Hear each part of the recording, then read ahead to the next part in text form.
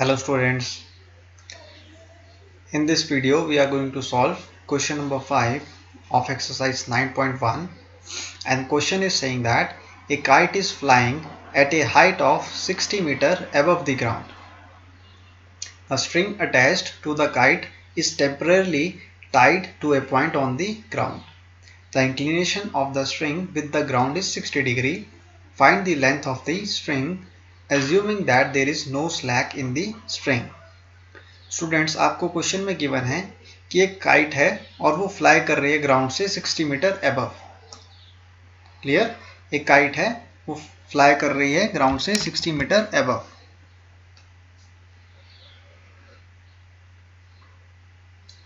Kite is flying 60 meter above the ground and string attached to the kite is temporarily tied to a point on the ground. The inclination of the string with the ground is 60 degree. Clear? तो हम क्या कर रहे हैं, एक kite जो आपकी 60 metre above the ground जो कि फ्लाई कर रही है, उसका जो स्ट्रिंग है उसको हम क्या कर रहे हैं, अटैच कर रहे हैं टेम्परेली ग्राउंड के साथ में, और उसका एंगल जो बन रहा है आपका वो कितना का बन रहा है, 60 डिग्री का बन रहा है स्टूडेंट्स, ग्राउंड के साथ में।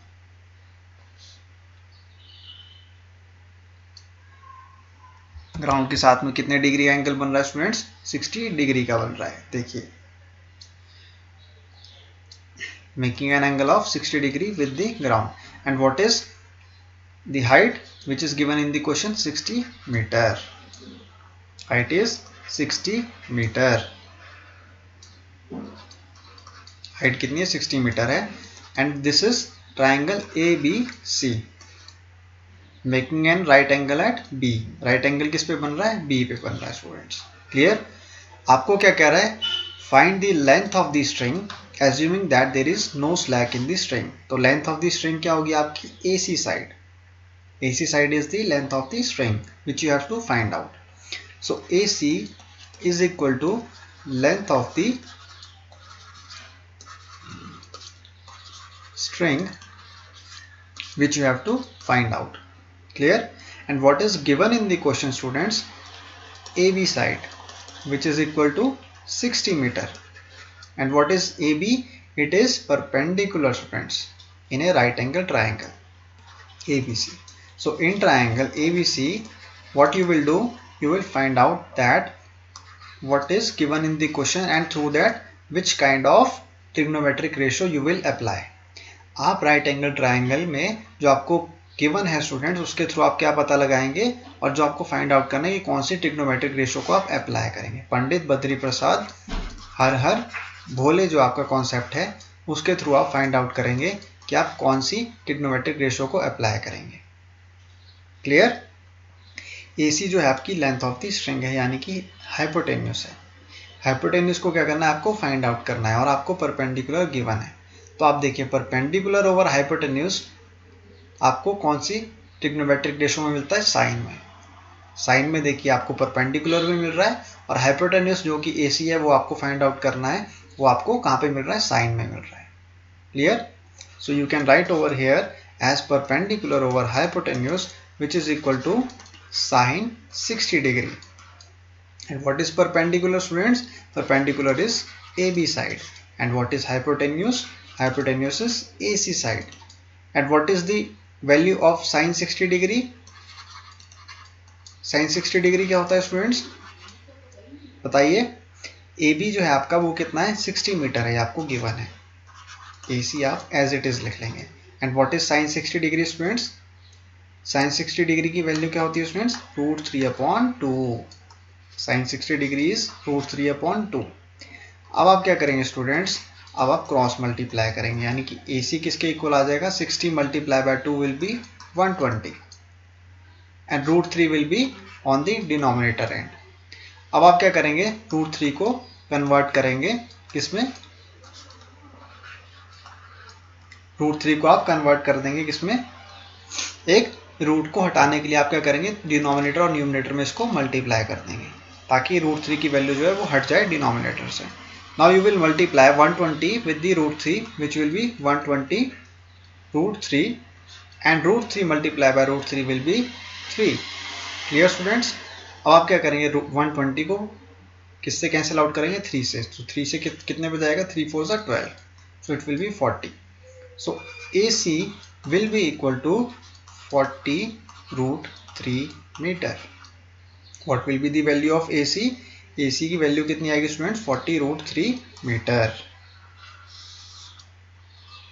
Hence the length of the string will be 40 root 3 meter, which you have to find out. Length of the string कितनी आ गई स्टूडेंट्स? 40 root 3 meters. और आप यूनिट्स को लगाना नहीं भूलेंगे एग्जाम में. अगर आप यूनिट्स को नहीं लगाएंगे स्टूडेंट्स तो आपके इसके मार्क्स डिडक्ट हो जाएंगे.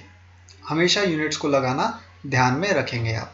40 root 3 meter will be the length of the string AC.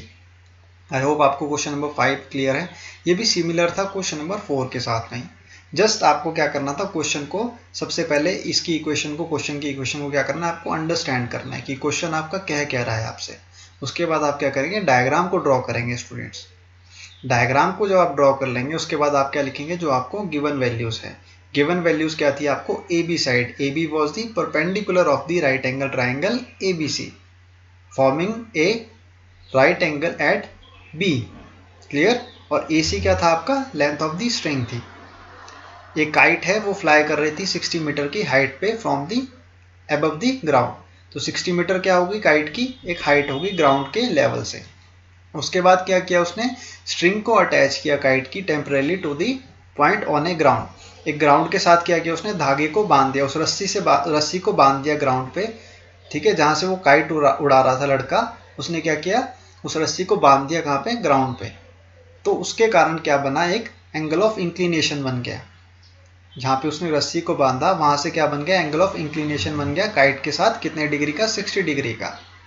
जब एंगल ऑफ इंक्लिनेशन 60 डिग्री का बन गया ग्राउंड के साथ में, तो आपको क्या फाइंड आउट करने को कहा उसने? Length of the string. Length of the string यानी कि साइड AC को फाइंड आउट करना था आपको. और उस AC साइड में कोई भी स्लैक नहीं होना चाहिए स्टूडेंट्स. क्या आपको क्वेश्चन में गिवन था? Assuming that there is no slack in the string. तो वो स्ट्रिंग क्या है? एकदम बिल्कुल सीधी है AC साइड, उसमें कोई भी आपका स्लैक नहीं है. स्लैक का मतलब कोई भी बीच में रस्सी का पार्ट ऐसा नहीं है जो टाइट नहीं है, कोई भी उसमें फ्लॉ नहीं है. क्लियर. वो एकदम बिल्कुल टाइट AC की जो रस्सी है आपकी, वो पॉइंट A से C तक बिल्कुल टाइट है. क्लियर. उसमें आपने AC की साइड को फाइंड आउट करने के लिए क्या ट्रिग्नोमेट्रिक रेशियो को यूज किया? परपेंडिकुलर और हाइपोटेन्यूज यानी कि साइन की वैल्यू को.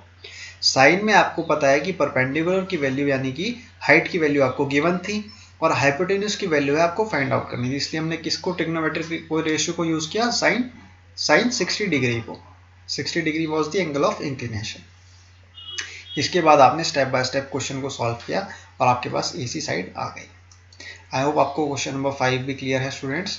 This was the very simple question.